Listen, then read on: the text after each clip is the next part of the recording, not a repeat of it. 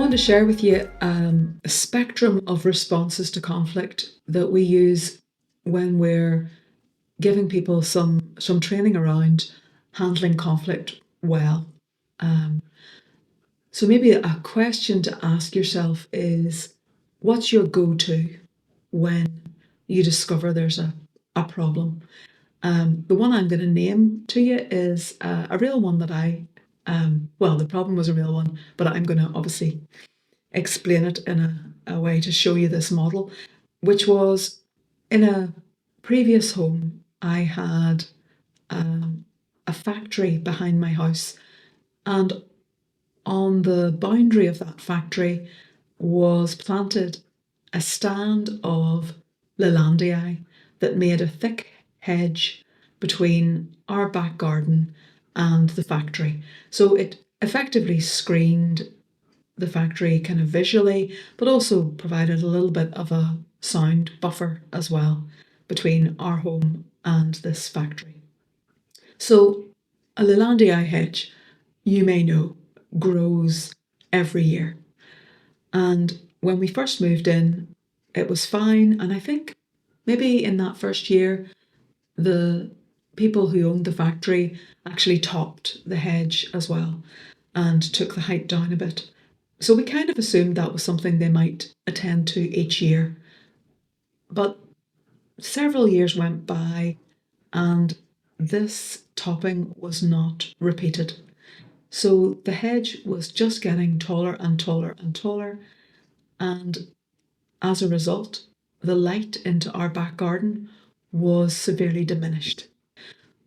So as we consider a spectrum of possible responses to that problem, at one end of that spectrum, one option is to choose to do nothing.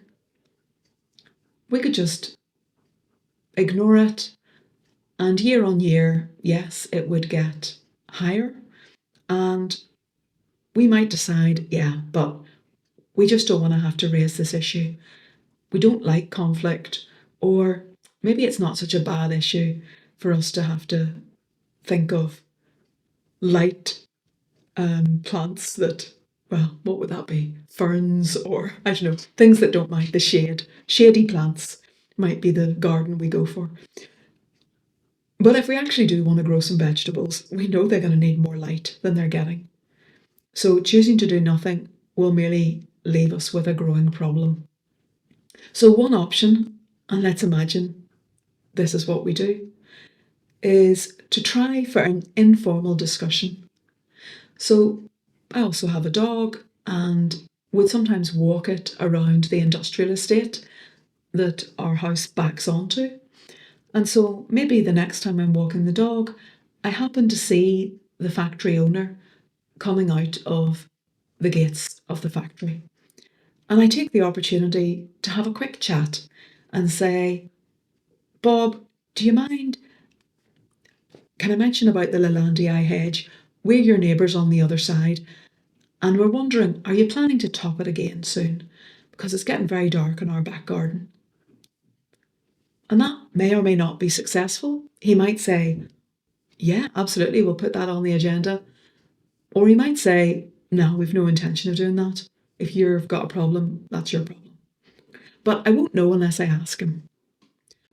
Say I've tried that informal chat and maybe it didn't work. Maybe he said, yeah, sure, we'll look at it, but nothing happened. And now I'm thinking, oh, this is awkward, but actually, I really do need to get this sorted. So I might move up the spectrum a little bit and try a negotiation. So a little bit more organised. I'm planning in advance, maybe thinking through what I want to achieve, what my alternatives are, how I'm going to approach this conversation. I do a bit of prep work and I make a call to the factory asking when would it be convenient for us to talk about this conflict together, myself and Bob. And then we sit down, just still the two of us, and talk about the height of the hedge, how it might get addressed in terms of getting it topped again. Is that a cost that the factory will bear? Are they expecting me to make a contribution? When's the timing for it? Just how far down am I hoping they'll cut it? That kind of negotiation. It's still just the two of us on our own. It's our issue and we're finding a solution together. Say that doesn't work. I could try a facilitation, maybe in a very informal way. I happen to know one of my other neighbours who's not affected by this Lelandii hedge, but is known to be someone who plays golf with Bob. They have a good relationship, and I have a good relationship with that neighbour too. And I ask, would they mind sitting in with us and just helping the conversation go a little better? I'm thinking if they would help with a wee bit of minding how the conversation happens, maybe myself and Bob can focus on the things we're finding tricky. So an outsider is giving us a bit of assistance, but it's still not their problem, and they're not deciding what's going to happen next. A little bit more formal than that would be mediation, for example, where we're bringing in someone who is a third party, and they, again, don't have a stake in this conflict, but they may bring training and experience to really design and manage a process for us. So they're going to look after the process. We're kind of handing over some control of that, but the content and the outcome still belong to myself and Bob. After that, we cross a line. The next thing that we might reach for is arbitration or litigation. And this is where the case is being presented to a body that has the right to actually make a decision on this. So litigation would be taking it to the courts, getting a solicitor involved, sending a solicitor's letter to the factory asking them to do something about their Lelandii hedge. Otherwise, we're going to take proceedings. Arbitration, obviously, similar to that, and it'll depend on the nature of the conflict. If we were talking through a human resource issue here, that might be bringing an issue through a formal tribunal or raising a grievance within your workplace. All of those are arbitration type functions. Now, if I was talking about this high hedge 20 years ago, actually, I couldn't have taken the litigation route. Litigation wouldn't have been available because if the factory were building a wall, they would have to have planning permission for how high it was. But back in the deep and distant past, there was no law against how high a Lelandii hedge got. So that moves us on along the spectrum of responses to the next step, which is legislation, a public process where myself and maybe lots of other people who are facing a similar problem might raise a concern with our political representative and seek to get the legislation enacted to get, in this case, a High Hedges Act.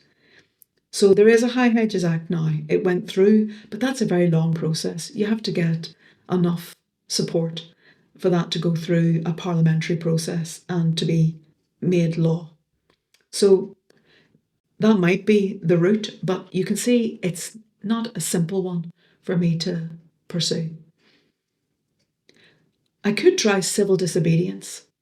So maybe I just take a chainsaw and have a go at trimming the hedge myself along the top. I'm actually already entitled to face it on my side, but removing the height of it without any permission would definitely be crossing into civil disobedience. Or maybe I've decided I'll get an oil drum and put it out the front of the factory and make a banner and encourage all my neighbours to come and stand around and have a on the street protest against the factory to persuade them through embarrassment to do something about the height of the hedge. I would cross another line if I actually moved to physical coercion or violence, taking the chainsaw and threatening Bob with it as he's trying to get into his car,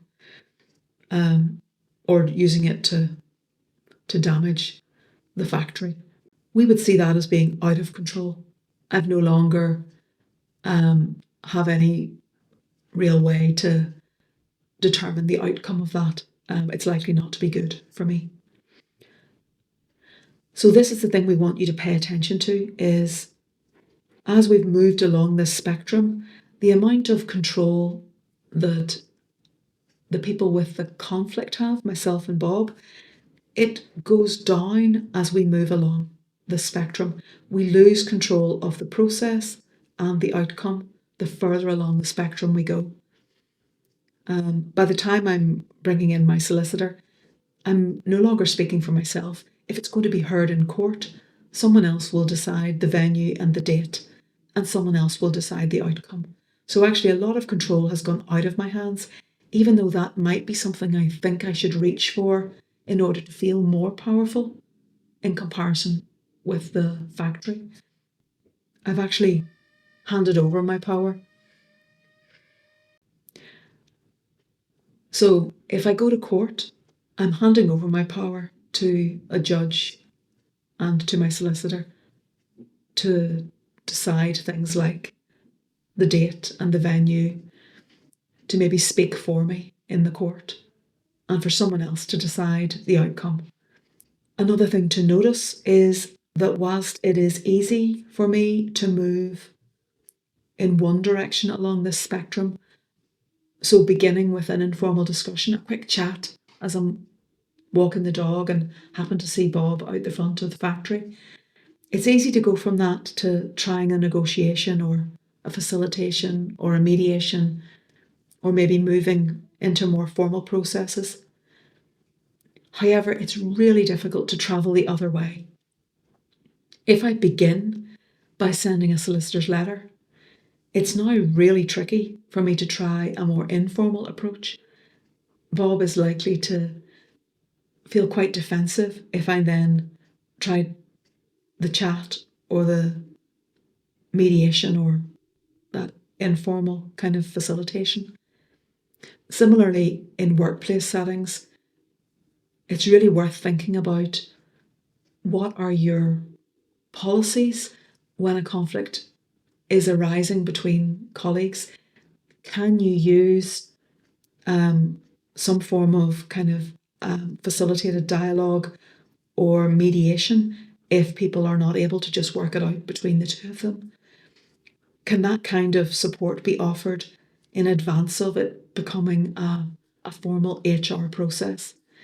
It's so difficult to follow a grievance with maybe an outcome partially upheld, and then at that stage to attempt to rebuild a relationship with a mediation. We do provide that and try and do it as carefully as possible, but it's so much more difficult if there's already been an arbitration process and people have been pushed into that very adversarial relationship or dynamic with each other.